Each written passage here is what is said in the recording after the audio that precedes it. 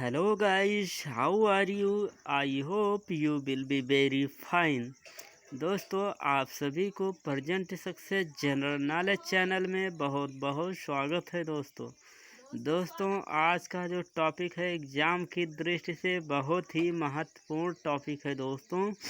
आज का टॉपिक रहेगा मैथमेटिक्स से रिलेटिव और मैथमेटिक्स में नंबर सिस्टम यानी कि संख्या पद्धति। दोस्तों अगर ये टॉपिक आप क्लियर कर लिए तो 100 में से 15% आपका मैथमेटिक्स बड़े इजी तरीके से सॉल्व हो जाएगा।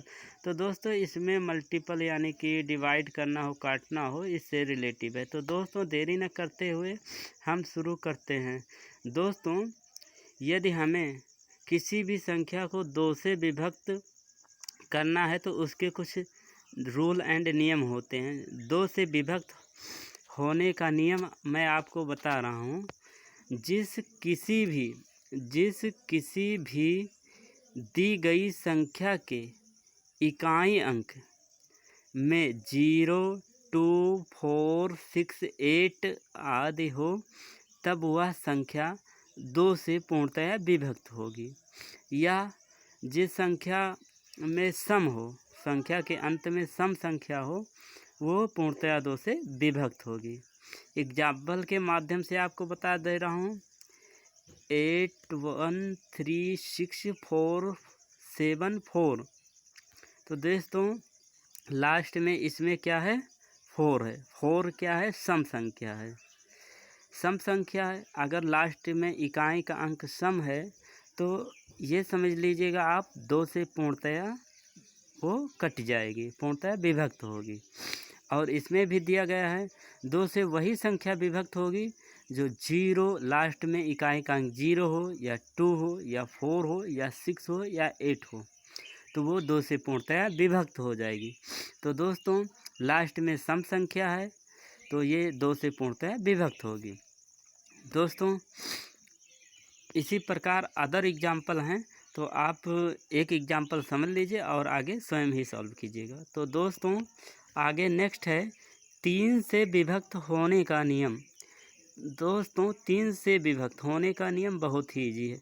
जिस किसी भी संख्या का योग 3 से पूर्णतया विभक्त होगा, जिस किसी भी संख्या के योग 3 से पूर्णतया विभक्त होगा तो वो क्या रहेगा? योग जोड़ेंगे 3 से पूर्णतया विभक्त हो जाएगा तो वो संख्या 3 से विभक्त होगी। एग्जाम्पल के माध्यम से दोस्तों देखिए 7, 8, 6, 4, 4, 9, 9। तो दोस्तों यदि हम इसका ऐड करेंगे तो हमारा कितना आएगा? 7 + 8 + 6 + 4 + 4 + 9 + 9। अगर इसको ऐड करेंगे तो हमारा 45 टोटल आएगा। कितना आएगा? 45 आएगा। तो 45 को हम 3 से डिवाइड किए, हमारा 15 आंसर प्राप्त हुआ। तो ये क्या हो गया?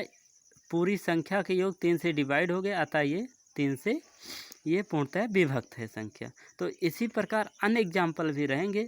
आपको काटना रहेगा तो आप क्या करना, पहले उन संख्याओं का योग कर लेना और योग को आप 3 से डिवाइड कर देना। अगर वो पूरी तरह से विभक्त हो जाता है तो समझ लेना वो पूरी संख्या 3 से पूर्णतः विभक्त होगी। तो दोस्तों और एग्जाम्पल के माध्यम से आप संख्या लीजिएगा, विभक्त कीजिएगा और सॉल्व कीजिएगा। तो क्वेश्चन नेक्स्ट है दोस्तों 4 से विभक्त होने का नियम। अगर किसी संख्या को 4 से विभक्त करना है तो फिर हमें ये नियम फॉलो करना पड़ेगा। जिस किसी भी संख्या के अंतिम 2 अंक 4 से पूर्णतया विभक्त हों तो वो संख्या 4 से पूर्णतया विभक्त होगी। अंतिम 2 अंक यानी कि इकाई हो और दहाई हो। इकाई दहाई को हम 4 से डिवाइड करेंगे, 4 से डिवाइड करेंगे और डिवाइड किए तो 4 से पूर्णतः विभक्त हो गई तो हमारा 4 से विभाजन हो जाएगा।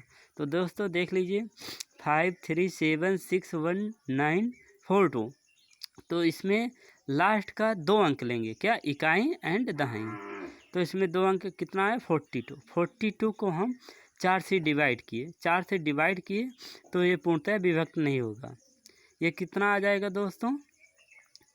15 × 45 मैक्सिमम, 12 × 36 और 13 त्या 39, इसमें 3 शेषफल आएगा तो ये पूर्णतः विभक्त नहीं होगी, तो अतः ये 4 से डिवाइड नहीं होगी। तो नेक्स्ट एग्जाम्पल है दोस्तों, लास्ट में कितना है, इकाई एंड दहाई 4 से डिवाइड कर देंगे तो ये पूर्णतः विभक्त हो गई, ये 5 आ गया हमारा, तो ये क्या है, पूर्णतः विभक्त है। तो दोस्तों 4 से विभक्त होने का नियम है, किसी भी संख्या के इकाई एंड दहाई यानी कि लास्ट का 2 अंक 4 से डिवाइड कर देंगे, वो पूर्णतः विभक्त हो जाती है, तो समझो 4 से वो डिवाइड हो जाएगी। तो दोस्तों क्वेश्चन नेक्स्ट है 5 से विभक्त होने का नियम। तो 5 से विभक्त होने का नियम क्या है दोस्तों, जिस किसी भी संख्या के अंत में 0 हो अथवा 5 हो, क्या हो, 0 हो अथवा 5 हो, तब वह संख्या 5 से पूर्णतः विभक्त होगी। तो इस संख्या में देख लीजिए लास्ट में क्या है, 0 है, 0 है, 0 को आप डिवाइड कीजिए, 0 को आप डिवाइड कर दीजिए या पूरा कर दीजिए, आपको देखना 5 से पूर्णतः विभक्त होगी। और देखिए लास्ट में इसमें क्या है, 5 है, 5 है तो ये 5 से पूर्णतः विभक्त हो जाएगी।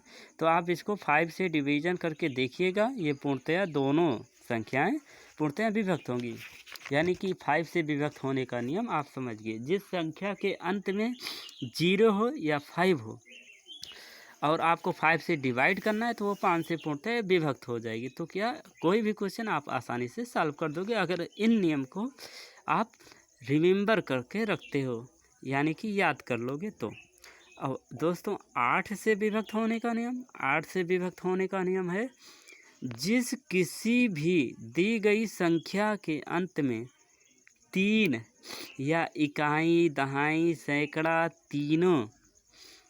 तीनों अंकों को हम 8 से डिवाइड कर देंगे और 8 से डिवाइड कर देंगे, वो पूर्णतः विभक्त हो जाएगी।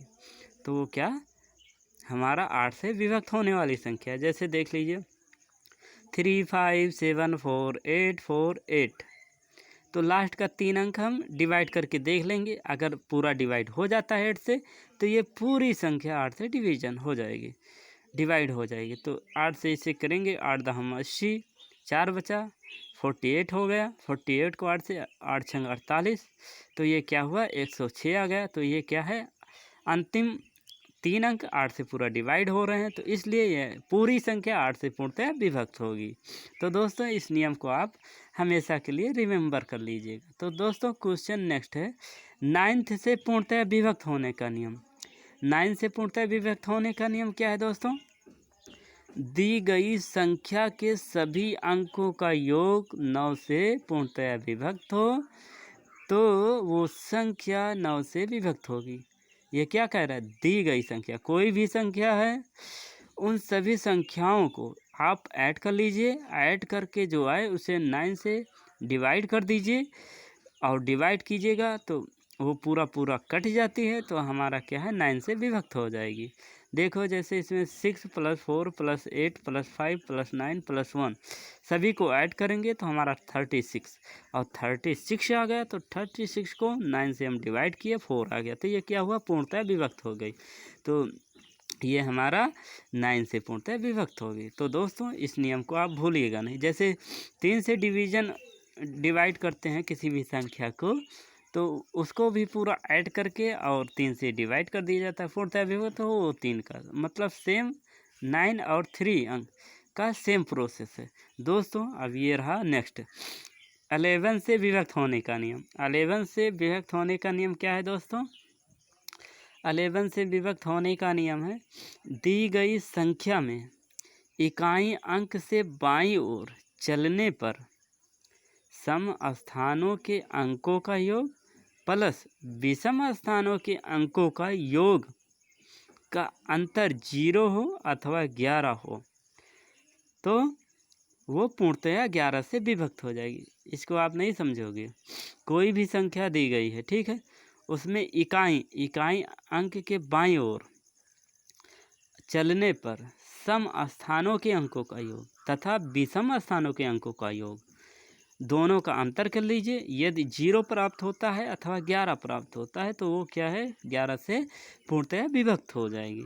जैसे इस संख्या में दिया गया है 10861861 864195। तो देखिए आप पहले क्या कीजिए, इकाई अंक के बाईं ओर, इकाई अंक के बाईं ओर, इकाई अंक क्या है हमारा 5, 5 + 1 + 6 + 0 और इसको ऐड करेंगे 9 और +4 + 8 + इसको।